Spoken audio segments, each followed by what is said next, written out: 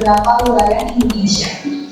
Dan kami juga mengucapkan berduka cita untuk sahabat-sahabat kami yang berada di kondisi tempat bencana alam terjadi. Semoga mereka segera cepat mendapatkan kondisi yang baik. Di sini aku ingin memperkenalkan diri. Aku Angel, menjadi host pada podcast kali ini, dan aku bersama 5 narasumber yang akan menjadi tempat untuk aku berbagi pendapat bersama mereka semua mengenai banjir yang terjadi saat ini. Boleh silakan untuk narasumber memperkenalkan diri. Halo guys, nama aku Tiara Natalia. Halo semuanya, nama aku Kartini. Halo, alhamdulillah. Nama saya Zas. Nama saya Erlanda Islam. Oke, di sini aku akan mulai pertama kali diskusi ini bersama Tiara Natalia. Jadi Tiara, kamu udah tahu kan beberapa wilayah Indonesia itu mengalami bencana alam berupa banjir. Jadi bukan banjir yang seperti biasanya. Banjirnya itu benar-benar udah bukan yang kondisi bisa kita bilang baik-baik saja. Banyak rumah warga yang tergusur karena banjir ini, warga-warga yang korban jiwa, dan beberapa yang lainnya itu kondisinya sudah nggak bisa kita bilang baik-baik saja. Jadi menurut pendapat kamu banjir ini memang karena bencana alam atau ada faktor lainnya? Ya baik, menurut pendapat saya, banjir ini pertama emang karena kondisi alam. Karena seperti yang kita tahu, alam itu selalu mengalami pergerakan, terutama pada gravitasi. Bisa jadi gunung, air yang meluap. Jadi ditambah lagi itu pada saat itu hujan ya kan, hujan deras. Kemudian itu kesalahan menurut saya ya dari penebangan pohon liar. Karena itu yang membuat tanah menjadi longsor, tidak ada lagi akar-akar dari pohon yang mendukung tanah tersebut. Baiklah, mungkin itu saja menurut saya. Dan teman-teman yang lain mengenai pertanyaan saya tadi, apakah ada yang sepakat dengan mungkin kalau misalnya ada beberapa faktornya itu bukan karena ini emang takdir aja, tapi memang karena ada faktor pendukung lainnya yang membuat pandeminya itu parah. Karena kita tahu di beberapa wilayah Indonesia itu memang sudah terbiasa banjir. Contohnya ini seperti Jakarta itu, kalau misalnya Jakarta banjir itu udah biasa bagi mereka. Karena memang ada faktor-faktor yang menyebabkan banjir itu bisa terjadi. Nah kalau misalnya banjir yang tiba-tiba datang dan itu sama dulu kondisinya guys. Menurut kalian apakah itu benar-benar karena atau Sebenarnya sih kalau aku setuju pendapat dari Tiara tadi, tapi untuk menambahkan saja ya, ini kan selain dari bencana alam dari yang kuasa, ini juga kayaknya karena kebiasaan manusia yang sering menebang pohon sembarangan gitu, kayak belum waktunya berkembang tapi keseringan nebang pohon itu juga dapat menyebabkan bencana alam. Oh, jadi menurut kami seperti itu ya. Faktor itu karena penebangan pohon ini udah berlebihan. Iya, berlebihan. Kalau menurut teman-teman lain gimana? Penebangan pohon ini apakah tidak apa-apa atau sebaiknya kita bisa mengganti opsi lain? Penebangan pohonnya atau ada solusi lain? Karena kita tahu penebangan pohon di Indonesia ini bukan masalah yang baru kita dengar. Dari kita SD, penebangan pohon itu sudah menjadi topik kita dengan guru. Dan kita sudah diajarkan bahwa kita telah menebang pohon itu menjadi penanaman atau reboisasi. Nah, setelah kita tahu mengenai ilmu ini, teman-teman pandangannya bagaimana? Apakah ada yang salah dengan momen penebangan pohon di Indonesia yang menyebabkan banjir sebesar ini? Kalau menurut saya dikit saja sih yang ingin ditambah.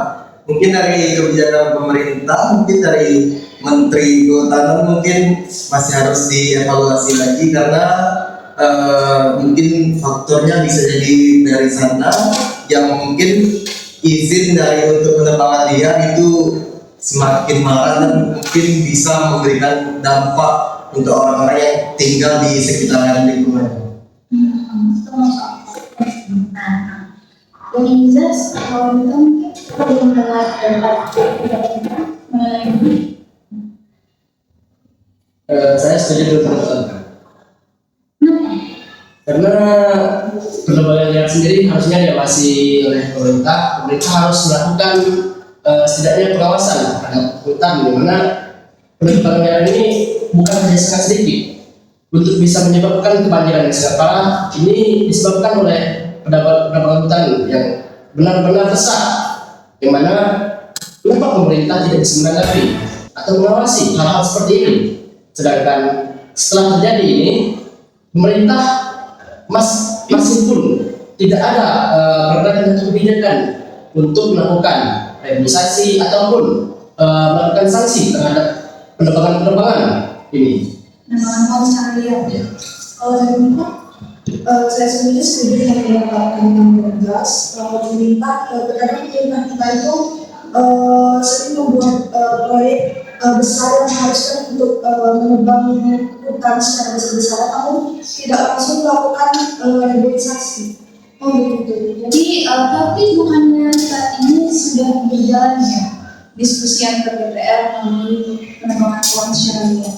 Seperti yang dikatakan jelas tadi, sepertinya pemerintah harusnya lebih mengawasi penebangan pohon tersebut. Itu bisa kita simpulkan menurut pendapat saya, pemerintah tidak mengawasi dengan baik.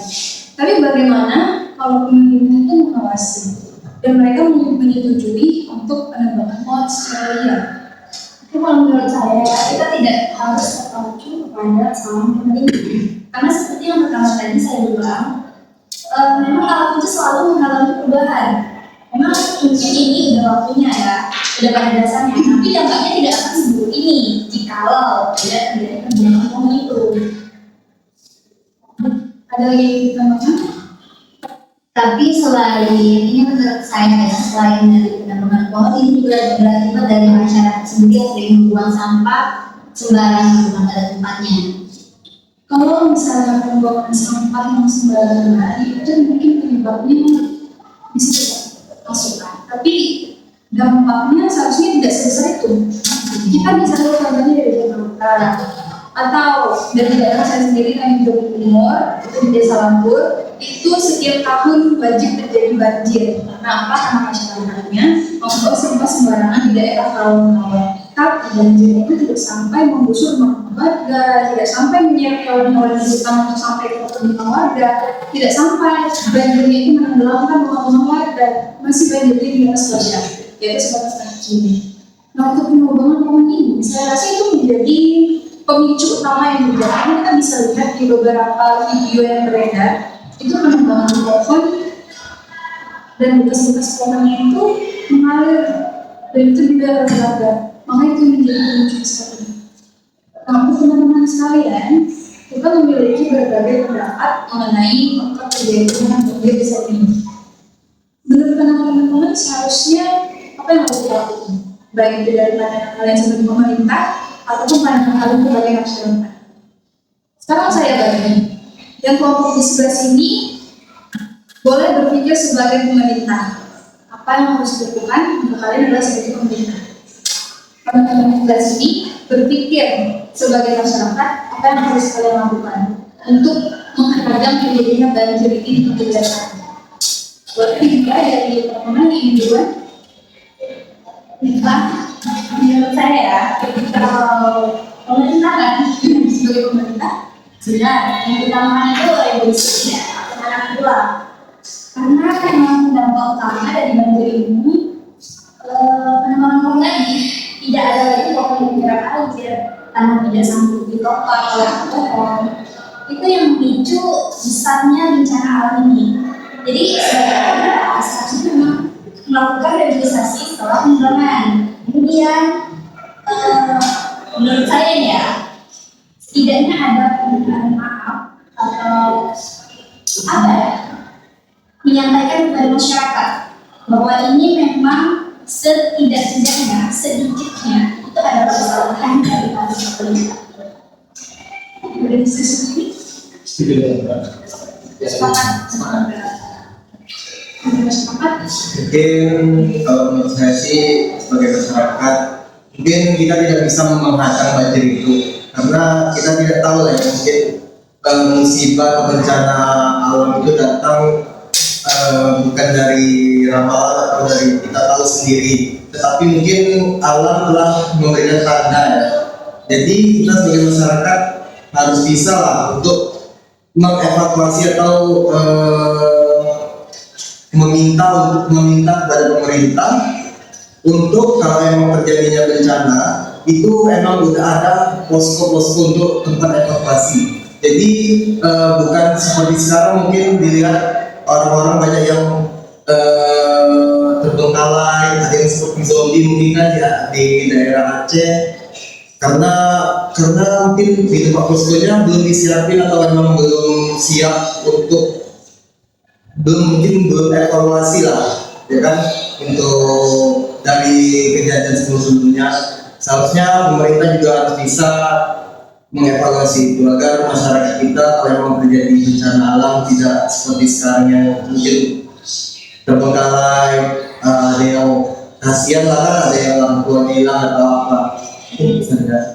Ini sebenarnya adalah Kalau dari saya yang ingin saya sebagai masyarakat, seharusnya dari biasanya sebelum ada bencana alam itu biasanya dari BMKG ada pemberitahuan ya, tapi kita tidak tahu yang terjadi sekarang itu sudah ada pemberitahuan dari BMKG atau belum. Cukup kurang tahu. sebenarnya merekomendasi warga yang belum siap sebenarnya tidak ada ya. Seperti negara-negara lain sebelum bencana datang, seperti ada peringatan dari pemerintahnya langsung ke alarm. Tapi sebenarnya di Indonesia sebenarnya itu berlaku.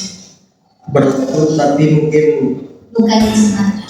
di Sumatera berlaku, saya melihat di Padang berlaku, tapi mungkin walaupun udah melakukan apa namanya kayak latihan begitu, tetapi tetap saja mungkin begitu saja tidak ada hasilnya, sama saja tetap ada yang banjiran walaupun ada sirine. Tidak membantu masyarakat. Iya betul. Masyarakat tetap siap untuk menerima bencana seperti ini. Karena memang tidak ada yang memprediksi kalau bencana itu bisa terjadi di Medan, kalau Aceh mereka sudah pernah tsunami, tapi juga tidak akan mengira kalau banjir itu akan datang lagi sebesar itu, mereka belum ada kesiapan. Oke, jadi teman-teman sekalian, setelah melihat kejadian ini juga, kita setelah cerita dari tadi, pemerintah sebenarnya juga sedang evaluasi bersama, dan juga sebagian sudah ada yang membantu masyarakat. Kalau dari masyarakat dan pemerintah, sebenarnya mereka ini juga mempunyai pendapat yang lain. Kita tahu penerbangan pohon itu punya pabrik, itu juga ada investasi dari orang luar.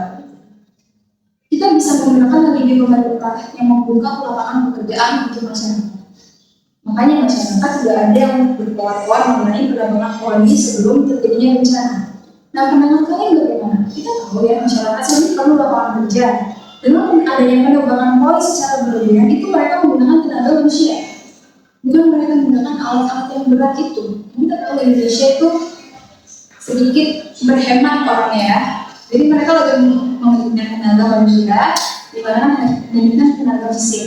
Pandangan kalian bagaimana? Masyarakat itu perlu lapangan pekerjaan dan pemerintah mengelola itu semua agar masyarakat dapat lapangan pekerjaan dan pemerintah pun jalankan pekerjaan dan pandangan kalian. Kalau kami tetap rehabilitasi, Tetap negosiasi.